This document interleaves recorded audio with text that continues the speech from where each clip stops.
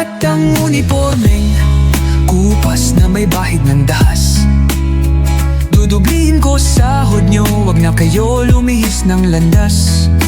Hulihin nyo mga gumagawa ng masama, kahit pangalan ko nakataya. Akong bahala sa kaso nyo, basta kayo ang nasa tama. Pero ano ang isinukli? Bakit kayo nagpunyagi?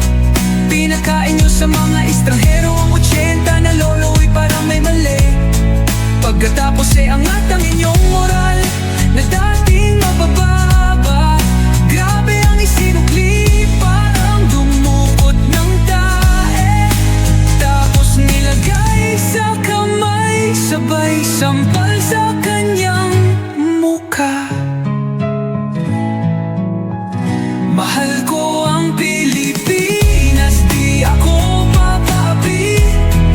Ipinanganak ako sa bayang mapagtimpi. Ipaglalaban ko ang kalayaan, kahit ako'y masawi.